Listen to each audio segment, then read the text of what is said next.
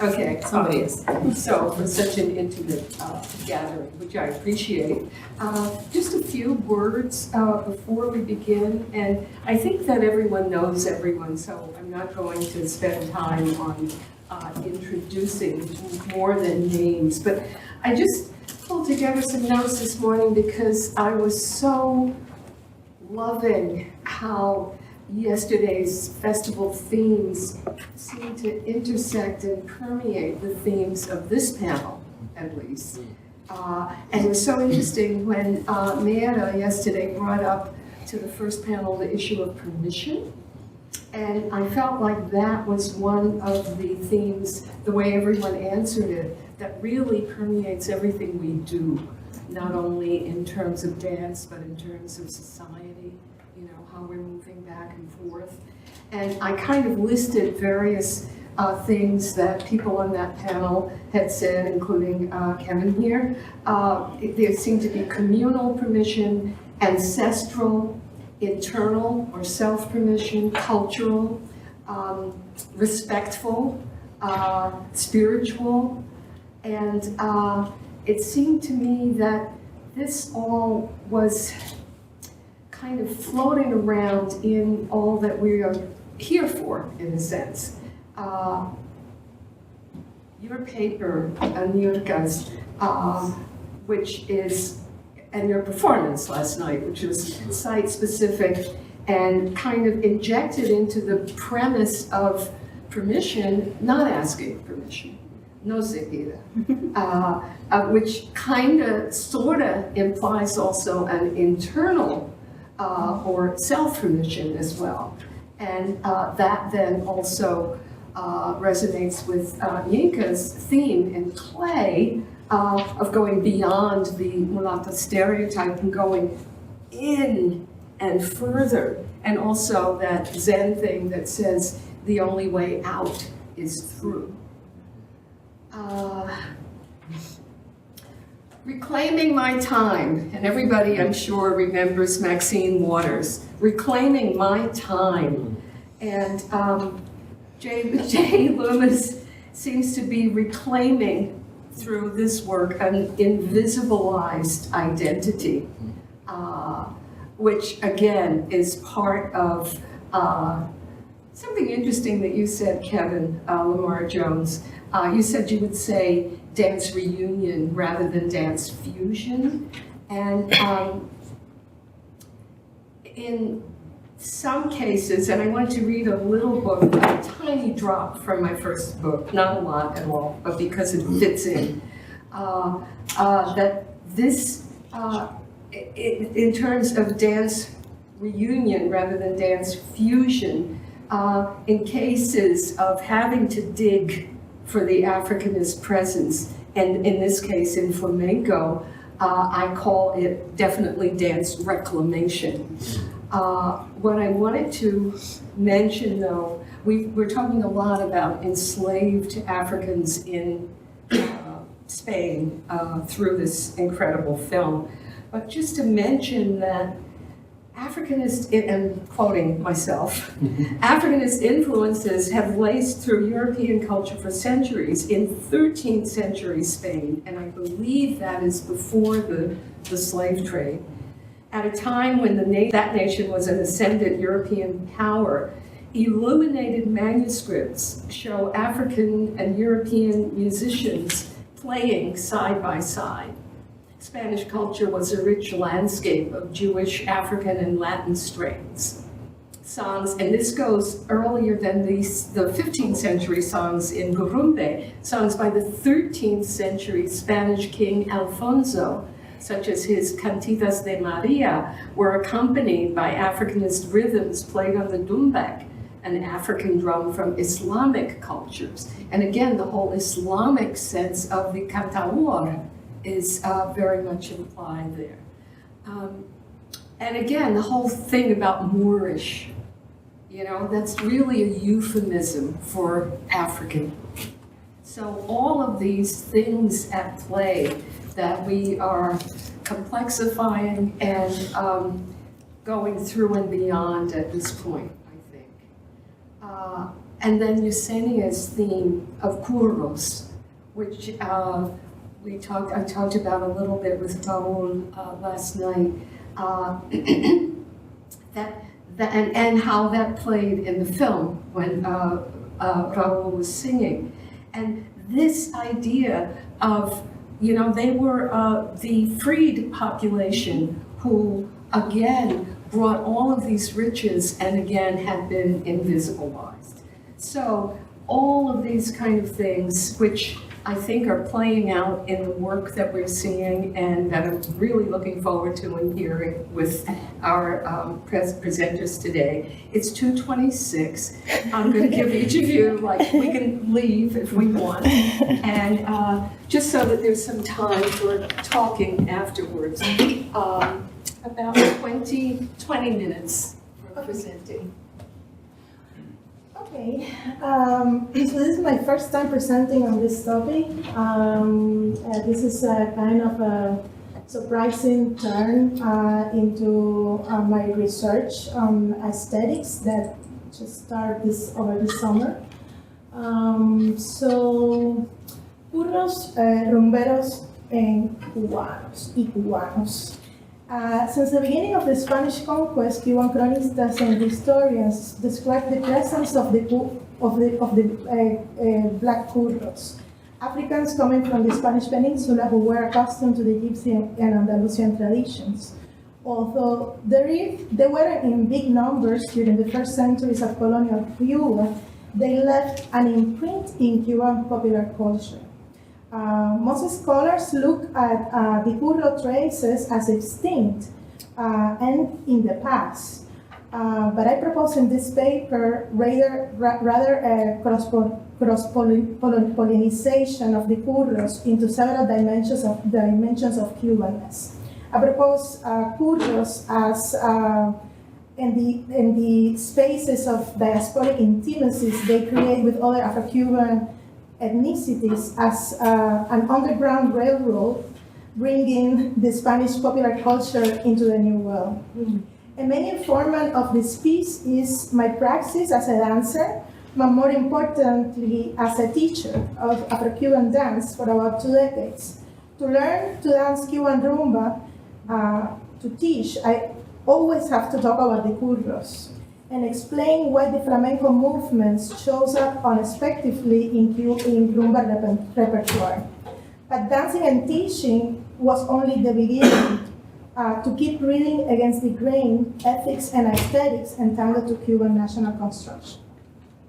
So let's start for what most people know, and certainly it's the work of Victor Patricio Landaluce, presenting like the types of Cuban social caste, no? And this is one of the main images, and I put together some literary references. The first one is from Cecilia Valdés, our foundational novel and text. That Cirilo Villaverde discuss or present the curro. It is the curro, or young mulatto from the Manglar neighborhood, a killer, stubborn, unemployed, rather by habit, thief by profession, the one that is raised in the streets, that lives off the raping and that since its birth is destined to the fetter or violence death. And another, this is more a journalist, Jose Victoriano Betancourt, also discussed the curros as having a physiognomy that was scary, as a scary, like kind of the dangerous type, the dangerous blackness, And he talked about the mancaperros, that I'm glad that I have my mancaperros to represent the curridad in Cuban culture, and how they cut their teeth. I think, like in these images of the past, there was a strong impression of the aesthetics of the curro, the way that they present themselves, the performativity of curro image, like with the bell pans or the estolas, the mantillas, etc. No. Move forward here a little bit, but looking back to rumba, that is kind of my realm, no? I realized that there are many songs, rumba songs, that kind of recover or preserve the memory of Curros in Cuban culture. And this is one case that is talking about the motherland, I will never forget you. I always will remember you. I am from Santander, no? Curro I am, I will never deny it. When I came from my motherland, I wrote a song from my land that says like this. But the song is an African song. It's not the song that is this coro at the end, no? It's not it's not an Spanish song, no? So this is a very interesting turn inside the song, you know, toward recovering the Africanness of the curro too, no? I struggle a lot to find rumba images or rumba videos and that I could see directly like the flamenco movements. But it's for me it's a struggle with the research because when I was studying rumba in Cuba like 3 decades ago, there were like less groups and spaces in that rumba could be seen or was performed, barely like Conjunto Folclórico Nacional, Muñequitos de Matanza. There were like 3-4 ensembles that actually performed the rumba, and rumba was slower than it is today. Rumba was more poetic, I would say, that it is today. But as Cuban society has changed, rumba has changed as well.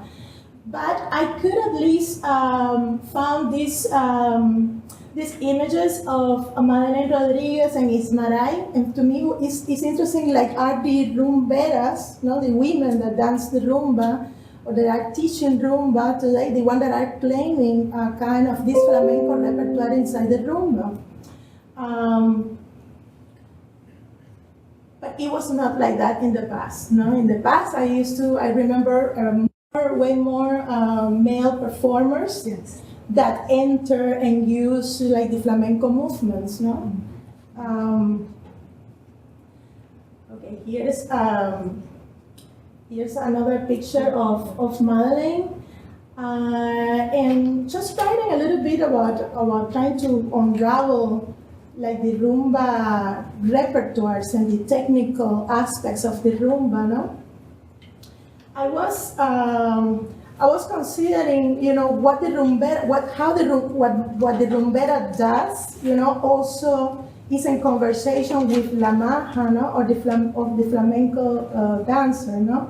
I would say like the underlying, the core of the rumbera dance is defined more for African principles, like the I use this Yoruba concept, the Iwon Won See. That is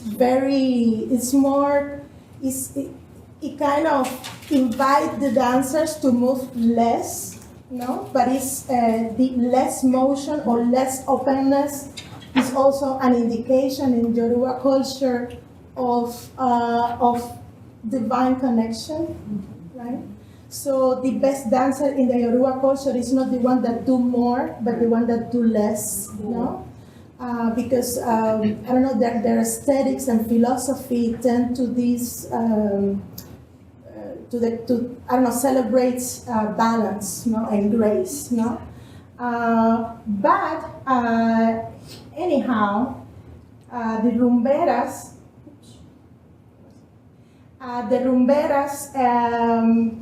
historically have a lot of elements also from the flamenco movements, like the mantillas and the skirts and the grace with that they perform the rumba, the sensuality, like the provocation, but at the same time, and a strength and sense of protection, that like they are in control, So these are tensions that are underlying technically in how the rumba dance is performed by women. But thinking again about those, diasporic intimacies, and how they are supported by concepts deeply tied to the aesthetics. I have to go back to Lorca and play in theory of the duende, and how this could be like a sort of a mirror concept to the concept of ibiono that is fundamental in the context of Cuban rumba. But they are kind of grasping or trying to define this connection with the intangible, with something that is beyond earth, or beyond the personhood, Like in the moment of the performance, there is something, this is X factor, that have to come out to create like the spark in the stage. But to Lorca, he has like this conversation between the duende and the angel that I think is very productive. When the muse sees death appear, she closed the door. When the angel sees death appear, he flies in slow circles. The duende, by contrast, won't appear if he can see the possibility of death. With idea, sound, gesture, the duende delights in struggling freely with the creator on the edge of the key. Angel and muse flee, and the duende wounds. And in trying to heal that wound that never heals, lies the strangeness, the inventiveness of a man's work. But I would say like the ibiono in the context of Cuban culture, and I quoting here Ivan Miller, that he's an expert in the Abacua and Calavari bridges into Cuban culture, because ibiono is a Calavari word.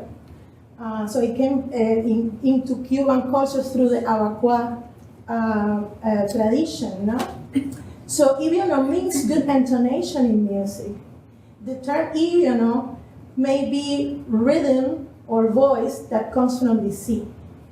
In Efik and Ibibio, ibiono means a barrier. The verb ibiono means become constructed in the way. So I think in this definition there is this idea of the ibiono is something that you have to be a connoisseur, to express. It's not something that is in the reach or the access of everybody. It's something that you have to go beyond the bridge, beyond the barrier to finally understand or express through your body and through your performance as a dancer or a musician. But a couple years ago in Chess, I was kind of interviewing different people. I summarize it in a different way, less into the Calavari or the Abacua, but more broadly, how the old school rumberos define ibiono as the divine grace, the distinctive quality of ritual dancers and musicians that make the performance captivating. So I'm gonna speed up to an interesting finding in this sort of archaeology of the Curro, that is not only inside the rumba, but toward the aesthetic of Cuban culture, And the first one is certainly through what we understand or is presented as the rumba outfit, And in this picture, we have Lilón and Paulito, that were important international rumberos in the 30s and the 40s. And we can see like the ruffles and kind of, elements that go into Cuban culture through the Curro aesthetic, but are preserved into rumba, and in particular in those moments of great spectacularization, as was the rumba craze after 1927. And more interesting is like this is at the base of what we understood as the Cuban national costume too. So the bata cubana, the Cuban bata, is like what is transnationally understood like the Cuban costume, no? Like the Cuban national costume, no? And there is a lot of debates, interesting about what is the national costume, no? Some people talk about the guayabera, but the guayabera is certainly a masculine, but guayabera is a shirt, no? A linen shirt, no? But it's a masculine piece. And in the guayabera, we don't see that much this connection to the Spanish popular culture, but in the women dresses, there's still a lot of echoes of the flamenco outfit, no? 5 minutes. Sorry, what? 5 minutes. Okay. And well, I have to bring also Celia Cruz. I don't know, I think Celia Cruz in the Bata Cubana, there is a lot of pictures of Celia actually using like Cuban national costume. And I don't know, I think looking back at what the Curros brought into Cuba, beyond these aesthetic markers, no? I also think it's important this attitude, no, more in terms of an ethic, no, that they import, no, like this defiant and haughty attitude, which was always or bring a different system of values for Cuban underclasses, no. It was easy for them, the Curros, to evoke a certain combativeness and romantic code that was fed by their consciousness as gypsies, blacks, or second-class citizens. They use,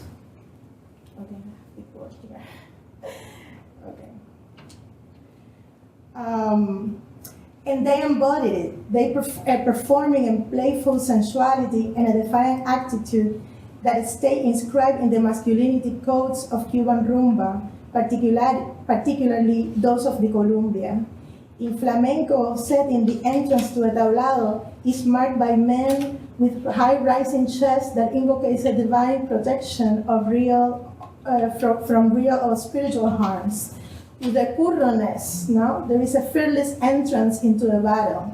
Men and bulls are defeated. Curreria, therefore, guarantees the submission of the rivals, the victory at all costs. To be a curro is to be a man without fear, affirming freedom for black bodies, slaves, Maroons, Africans, Spanish, and Cubans. I think I have a minute, and yes, you do. I want to. You do? I couldn't like. Is this on? No, this is not on. The one next to it, I think is. No, it's apagado. Okay. See? No. Estaba funcionando. No. Ahora sí. Yeah, I wanted to show some of the El Currito.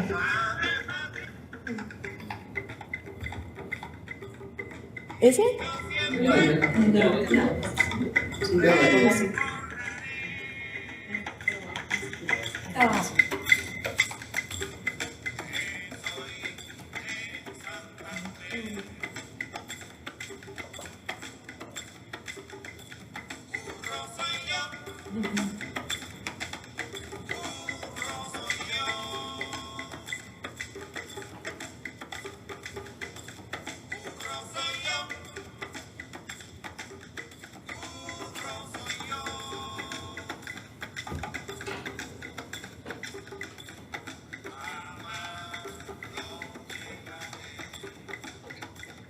I would never deny it. That's what's missing in there.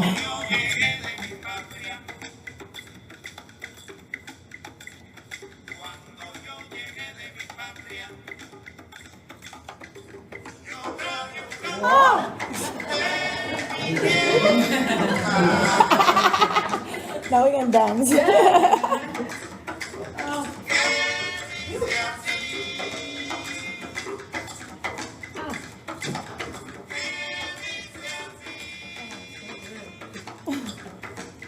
Arambele kumbele. Arambele kumbele.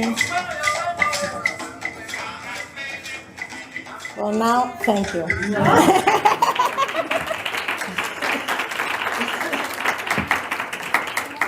right, thank you. Well, thank you very much. There's so many connections, so I'm going to try not to let my brain do the thing it does, which is try to explain them all or highlight them all for the sake of time, and try to stick to our agenda, which is a difficult thing for me. Before I do that, I want to just acknowledge, I want to thank you for being here. I want to thank everyone who's here, both physically and not. It is part of my personal tradition, and it's important for me to start there. So, Ashe, thank you. This is, what I'm going to present to you today is the result, or one more stepping stone in a very long process of self-reflection and of working within the materiality of flamenco, but also of my own being and becoming. So they're not solid answers, just more questions. I'm going to start with a quote by Diana Taylor from her book on performance in Latin America. And it's this: we learn and transmit knowledge through embodied action, through cultural agency, and by making choices. Performance for me functions as an episteme, a way of knowing, not simply an object of analysis. If performance did not transmit knowledge, only the literate and powerful could claim social memory and identity. I was recently invited to present a paper at the 20th Annual Ifeile Afro-Cuban Dance Festival and Conference in a gathering entitled Dancing Cubanness, Issues of Identity and Globalization. On the surface, the title seems to encompass a clear and succinct topic. On the surface, it asks that we look at how the space of Cubanness is performed, where agency enters and how we move it forward. But what does Cubanness even mean? Which elements of our culture do we choose to dance? Which remain regulated to spaces of cultural tradition and history, believed by some to be apt only as museum pieces? This bit alone is enough for a dissertation, but for now and for our purposes here, I've chosen to bypass the complexity of my own identity, recognizing it as one that exists in a liminal space that, although very real to me, finds contention in the established norms of what it means to be Cuban. I've chosen instead to focus on how this Cubanness manifests. My Cubanness acts on my flamenco, what it has taught me, and how it continues to shift and morph my compositional practice. And this is just some of the questions that I ask as I go along. So, the autoethnographic choreography, is this really what I do? I'm not even sure myself. But what I do know is that for quite some time now, I've been working with ideas about decolonization. My own decolonization specifically in the performance space. Issues of representation of the female body and the othering of said body have been central. Recently, however, it's become clear that the conversation is actually much more layered, as I've come to understand my hybrid self as a constant negotiation between multiple lines of tension. I navigate these lines now, but there was a time when they pulled with very little space for agency.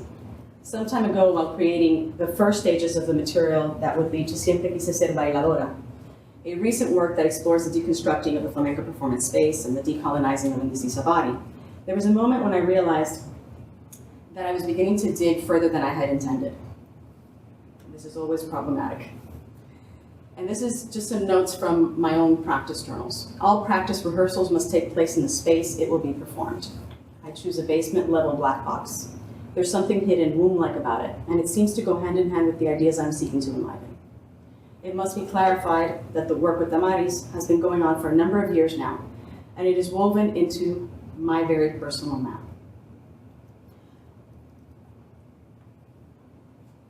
I need only to look at Hefner Hayes' Flamenco, Michelle Hefner Hayes' book Flamenco, to see evidence of it. The book contains various images gathered over the years of our work with the company. In this time, we have made choices to strengthen or oppose stereotypes, as we've always understood that we're active agents in this process. As Hefner Hayes explains, the conflicting narratives of flamenco's history reflect the struggle for power among differently aligned participants in a global culture. Although the flamenco stereotype retains enough consistent qualities to be intelligible, its overall characteristics shift according to the specific context. Correspondingly, the historical narratives that shape stereotypes contract and expand to fall out of order and develop blackout spells to accommodate disruptions in the distribution of power. And I think we only need to look back not too far into flamenco's history to realize how true that can be. Now, if one of the things that came up consistently for me, particularly as I was doing the MFA and I was in this space of the academy and what the academy expected of me and what the academy thought was admissible for me to explore. And that struggle, and anyone who wants to dig into this, look up Junot Diaz's article on MFA versus POC. Very enlightening to this topic. And one of the things I came upon as I was doing this, I struggled with the methodologies and with everything that was going around and all this headspace. And it was just, we kept entering this space of body in crisis. Body in crisis, we'd tell each other, and we'd literally like drop our books and go salsa dancing. It was like, we just have to go back to something that's real because this is just a little too much. So in that space, in one, I think it was actually in one of those clubs, we looked at each other and we went, collage, that's it. That's what we are. This is what makes sense. So if we consider collage and rascachismo as an approach to composition in flamenco, are we not speaking of such disruptions? And in seeking an integrated mode of inquiry for flamenco that was aligned with phenomenological descriptions, a choreographic process that's developed specifically for the work, et cetera, fill in all the blanks, it became evident that we need a methodology capable of accommodating that multiplicity that already existed. Multiplicity of discourses, of cultural elements, of the lived body. After much consideration, collage emerged as a potentially rich site for exploring this. And I go into Amy Kilgard's work on collage because she sort of condenses it. You know, collage, just like flamenco, has gone through periods of expanding and collapsing and expanding and collapsing. But this is what I found to be interesting for the kind of questions I was asking. So she posits 4 facets of collage as paradigmatic for performance studies and for performance. 1, collage involves examining at least the double life of its constitutive components. 2, collage is a sensual, sensory, embodied practice. Collage involves juxtaposition and relationships of elements in time and space, and it's unsettled. And that last piece to me was the most important. In essence, through its own inherent multiplicity, collage opens a space for plotting elements in such a way that they're allowed to comment on each other, while eliminating the necessity for a homogeneous interpretation. So this became the basis for the work that was happening. And then some of the questions that came up. Would stereotypes, which in this case we tend to stand for oversimplified or exaggerated strands of the form, and I'm speaking of flamenco here, distorted códigos, not provide fertile ground on which to explore some of these shifts and distributions of power? We already understand these images as commodity, as many flamenco scholars, including Hafner Hayes, have pointed out. We understand it because we too have utilized them when necessary to forward agendas, whether in an attempt to clarify what flamenco is or is not. In this case, the intention is to enter a space where the tensions are allowed to play themselves out.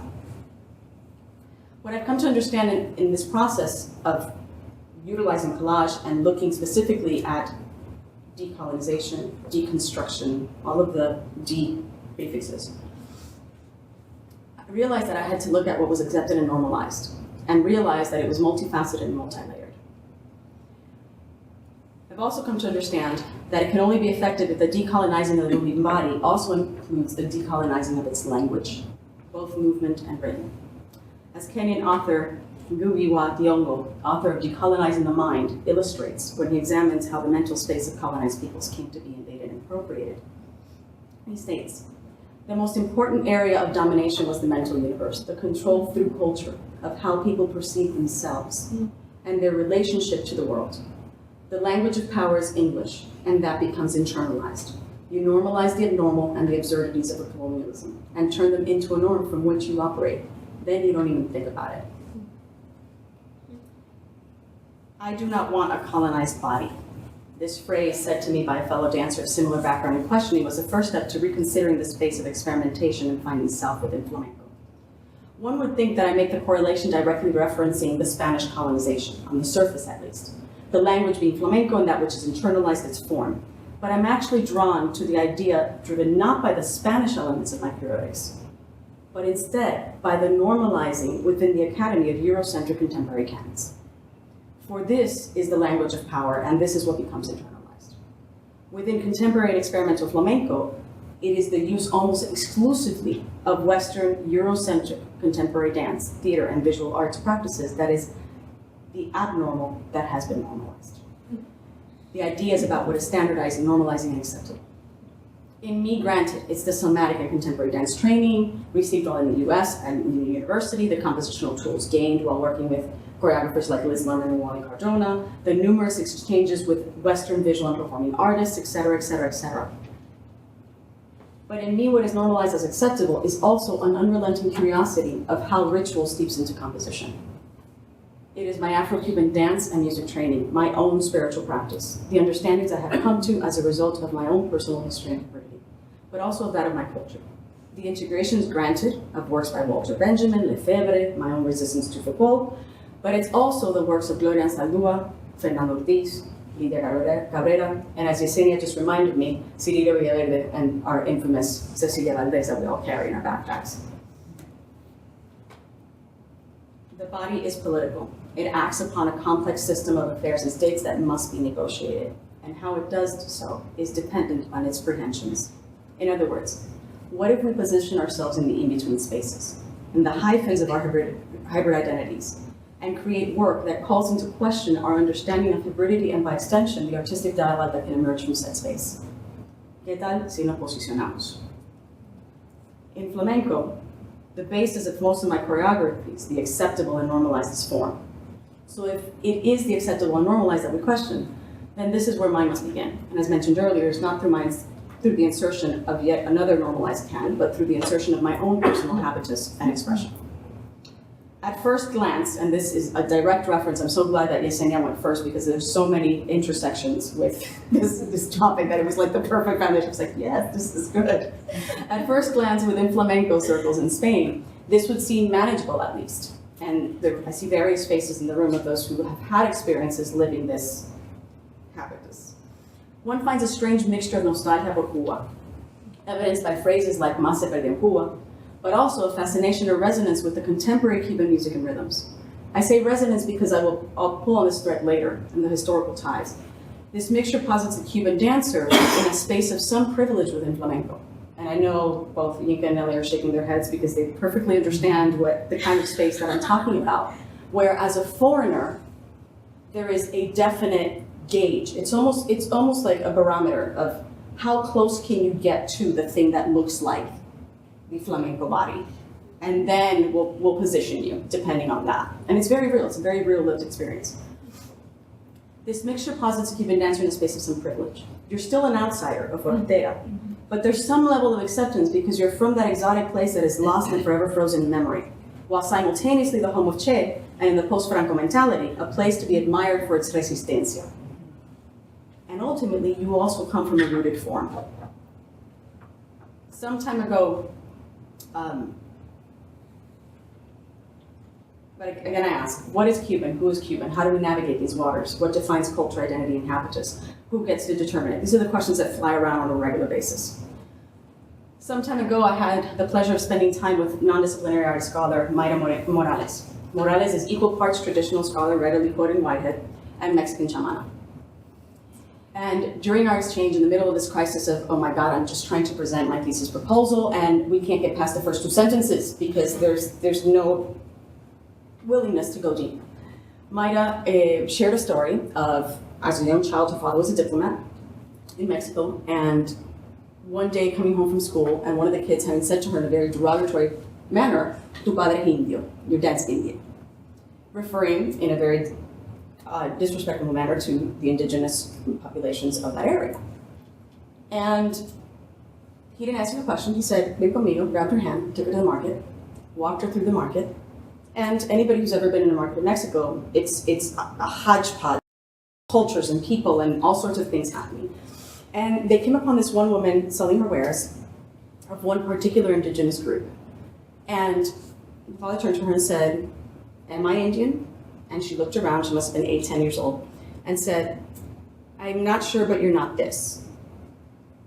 And so it was his way of saying to her, look around, see what gets taken in. And his response to her was, and I'll say it first in Spanish and I'll translate, "Yo no necesito que tú me veas como yo me veo. Necesito que me veas como tú necesitas verme. I don't need you to see me how I see myself. I need you to see me how you need to see me. Does this mean agency over self-identification is lost or abandoned or handed over? Not in the least bit. It simply means that I recognize your need to categorize and choose not to be defined by it. But I must recognize it, become aware of said categorization before we can move forward. I had for 5 years almost, I worked with Juan Carlos Lerida. Juan Carlos Lerida is a Spanish choreographer who has been one of the main voices in flamenco empírico and in this whole space of contemporary and experimental flamenco. And we worked hand in hand for quite a while. About a year ago, we were creating a piece, a solo performance, where it was his concept, his framework, and my story.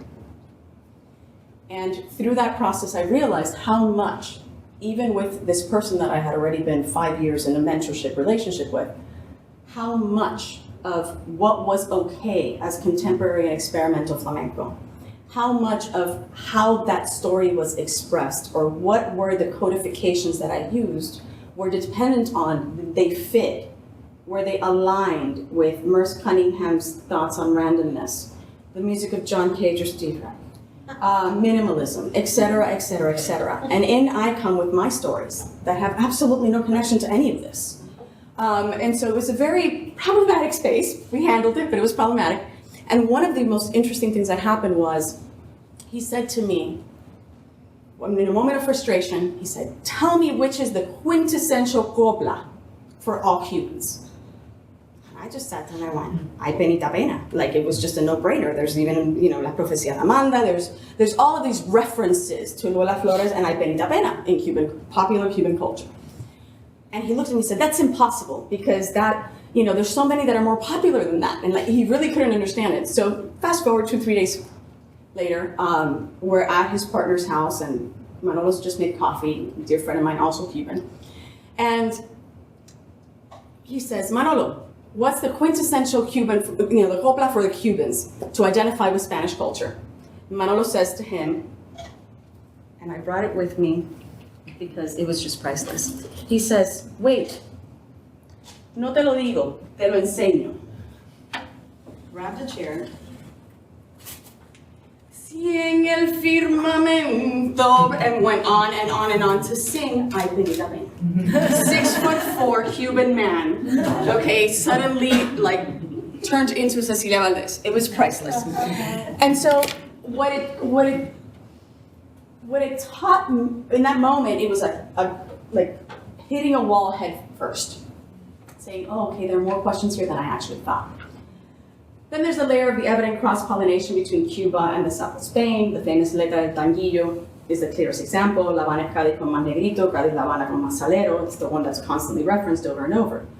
But must we remain stuck in time, able to only represent elements of our culture within our other frameworks, i.e., the readily recognizable fusion, or is it possible to also work within contemporary frameworks by transposing our cultural elements onto these? I believe it is. And it is that space for this, I believe it is, and that a space for this practice is not only possible, but also necessary. 2 minutes. And I'm going to wrap it. Good. So,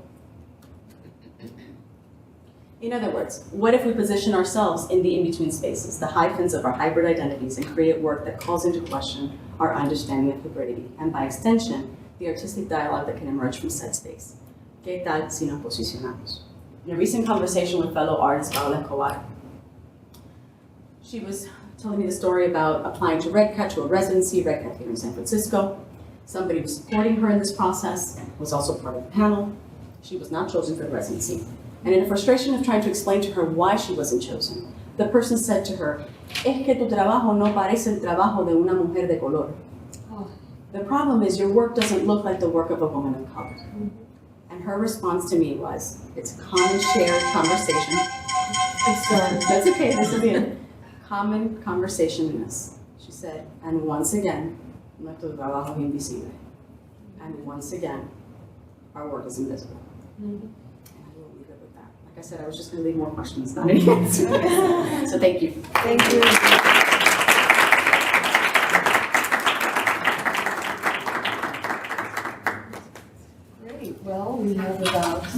15 minutes or so.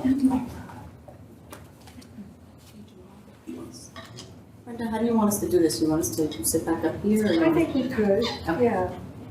And you know, the first thing I would like to do, even though there's not that much time, is to first see Yesenia and Niurca, if you have any comments about each other's presentations. Okay, you're done.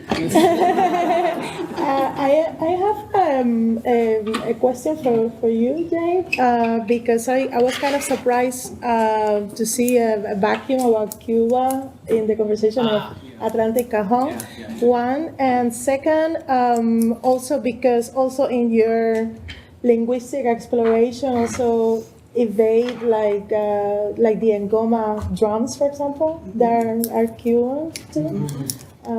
So you're right. what's going on with that? ¿Qué te pasó? It's not an intentional erasure, that's for sure. But I did have more slides with pictures that that had cajones also from Cuba, I think in Puerto Rico, there's also in Colombia, a cajón marimbulas specificamente, which also has it's not just the cajón, but it also has these, I don't even know how to, like these strips of metal that you can play, kind of like the marimba from marimba is from, where is marimba from? Marimba, Zimbabwe? I think. Several places in West Africa. In West, okay, so yeah, it was just I ran out of time. Okay. Really, and I'm sorry about that. I knew it was important. I knew that the culture of the cajón actually, Guillermo makes those cajones from Cuba. So you know, I was all summer. I was kind of playing around. They look like inverted obelisks almost, made out of wood. So there's got a big and then big flat top, but it's all wood. They're all boxes. So, yeah.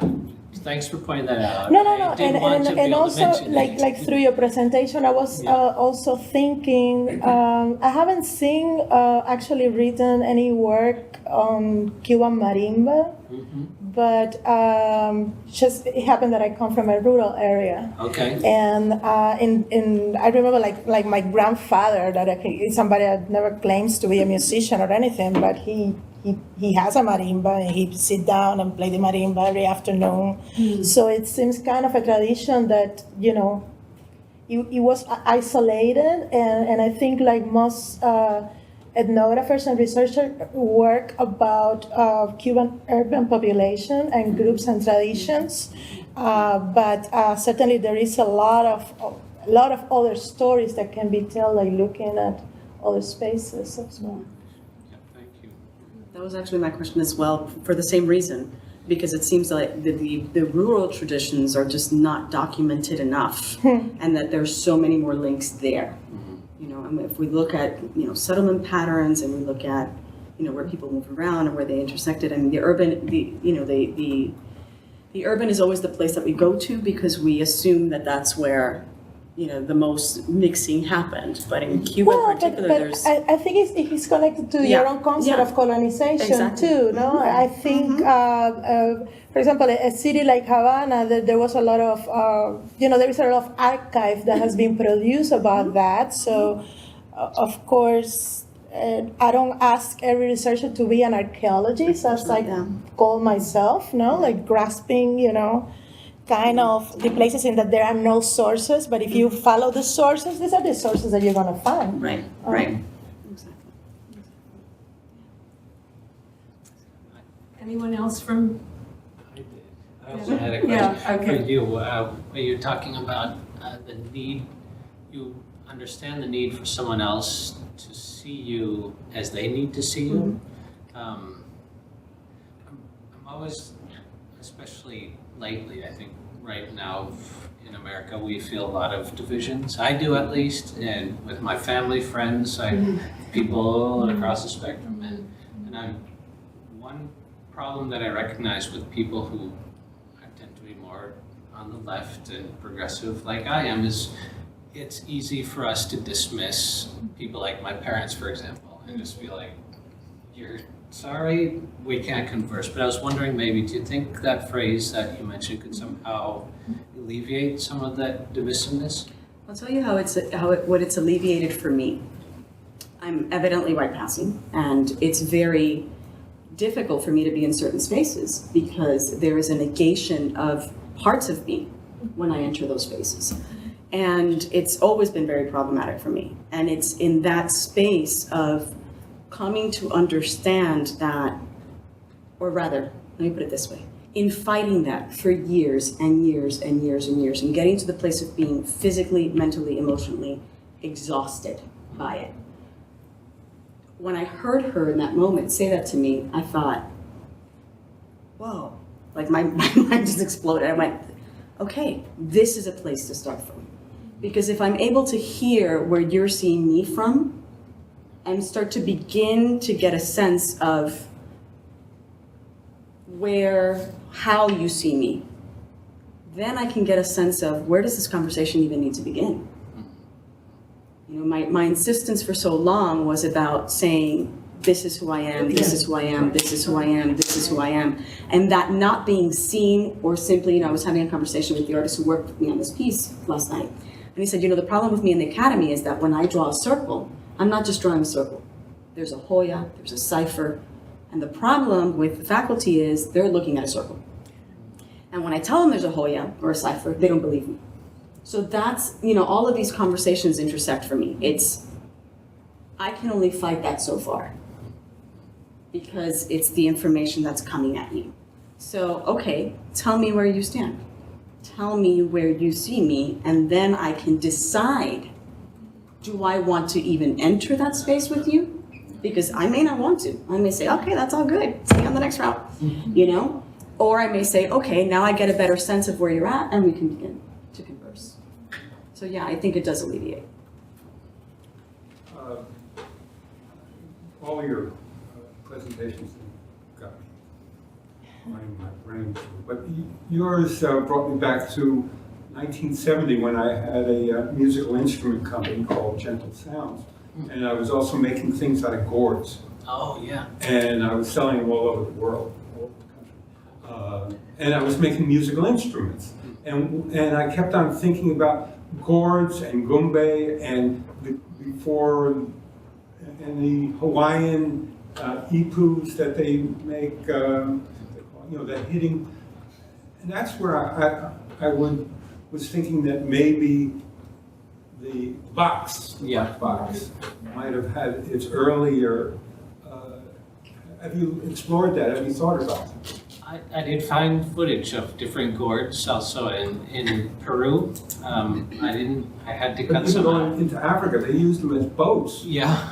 Aside from musical instruments. The one that I saw is musical instrument in Peru. They have a big, huge one like that, and they just cut a hole in it in the back, and then they play it like a cajón, really, with the lows in the middle, and then you get the higher timbres up near the edges, and then they have a smaller one too. In terms of origins, I'm not sure where to go with this yet, because it's a chicken and egg type situation. It feels like to me. I don't know if there was an African box drum whose knowledge came across from Africa to the Americas, and when they got there, so let's make these again. These are great drums, or if they just wanted to get back to drumming, and the best materials they had around were crates that they could. Right.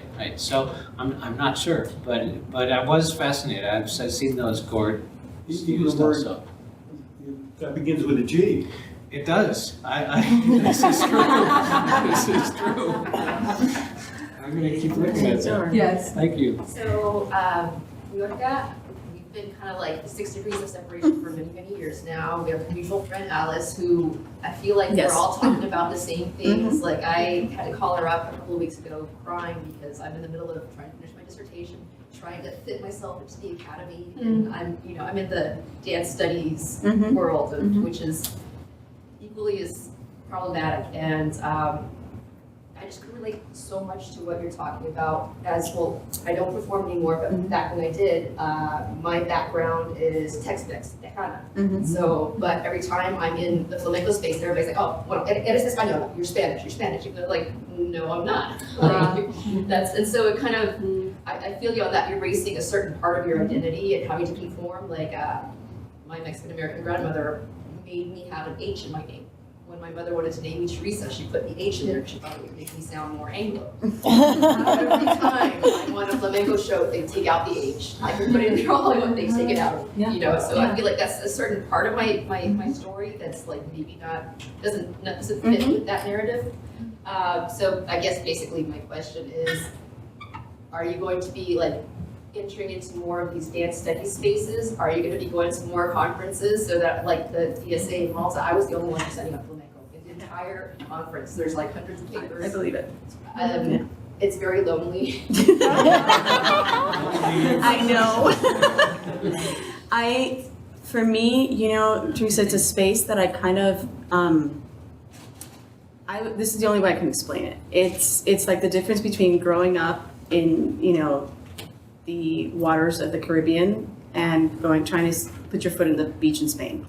You know, it's such a drastic contrast that every time I go, I sort of kind of creep in a little bit, poke my head in and go, okay, man, I'll say a few words and then I'll exit again.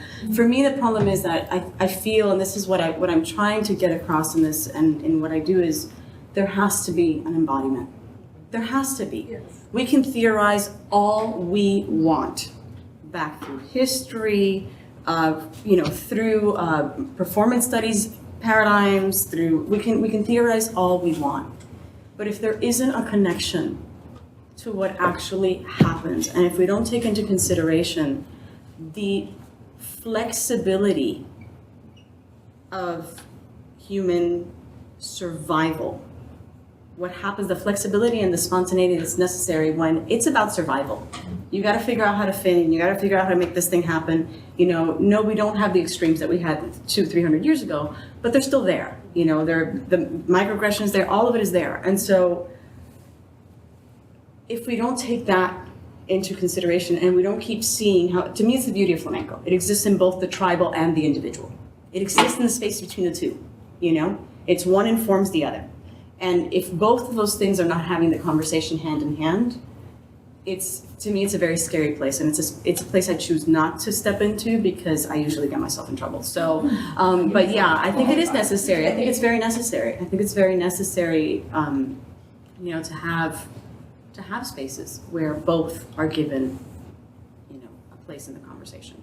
So yeah, It's so interesting to me as a kind of outsider, or, you know, whoever sider, that so much of what you say is so familiar, of course, to any person of color. And when you mentioned the thing about the taking the H out of your name, the second book I wrote was on this ballroom team who, Margot, you know, her name was Margot, but when she performed and they wanted her to be thought of as Spanish, she would take off the T. Okay. So just these little things like that, or this idea of, you know, hybridity and negotiation. You know, African Americans have been doing this all the time. You know, how do you? Actually, you speak like a white person. I mean, just the whole thing around language alone. You know, not to mention embodiment and body movement and. Just this, it's so interesting though that you posit, you know, that it's how the question, Jay, that you asked, Niurca, that it's how the other, how you choose to see me, that you then reflect it back to me. I end one of my lectures though saying a Buddhist thing, I keep going back to Buddhism, what the mind doesn't know, the eye cannot see. exactly. Exactly. That is definitely central. And sometimes you don't even want to have to bother, you know, it's like, so they have the privilege, you know, and there I go with us and them, but they have the privilege, you know, so, okay, F you, you know, I don't have to. This wonderful the Afro-Caribbean philosopher who has posited the idea of opacity. Glisson. Glisson. Yes. Yes. Edward Glisson. Yes, and he says, I have the right to not be known by you. I have the right of opacity. Yeah. Yes, I wanted to change another topic and ask Yesenia, because I'm not very familiar with the figure of the curro. But you made a comment about there's a similarity between the curro and the Márquez. And I wanted to ask if there's a class pride on the curro, as there was, you can say, with the Márquez, and if there's this fascination from the upper classes and the elites for the figure of the curro. Like in case that they imitate the upper classes? No, if the upper classes imitate the curro. Okay. Like trying to get some of the curro. Yeah. Well, it's like, the thing is like there is such a little documentation about the curro, no? That I have to basically study a lot of Spanish 18th century visual culture, the characters, everything to have like a better understanding about what the curro was in Havana, no? And I think like for what I capture, they reproduce a lot of the elements of the Majos in I don't know, urban centers in Havana. They were like the vigilantes of the neighborhoods, the one that kind of, create a map, a geography, a different geography in the city, and this is my territory, and this is your territory, and if you have a business here, you have to pay me. So they were kind of this mafia, but at the same time, they were sexy and they were visible and they walk with pride, and they have the navaja too to cut anybody's face immediately. I love the way you're embodying all this. Yeah. Well, it's like to be a curro. It was a performance. It was to be in action. There was like, it's like, occurs to me like the curro never sleeps, like New York, no? So all those like are the descriptions of Majos and Majism, movement in Spain. So I have to, in this archaeology, again, I have to kind of pull, from different places, because besides that, I just will have like the chronicles that describe them, Yes. in that way, But I have to connect it to a broader Atlantic conversation, about gender and about embodiments and about spaces and about identities. But I think the context of Cuba, a historical process from the 19th century to the 20th, was so particular, like becoming like a slave society at the beginning of the 19th century, that I don't think, like from any place, I see a lot of sympathy for blackness. Right. There's no sympathy for blackness. That's why I can. Working a little in my dissertation about minstrel, I have to say, well, Eric Lott do not apply, to the Cuban case. There's no sympathy for the black body. So we have to wind it up. So I think like later on, when like the minstrel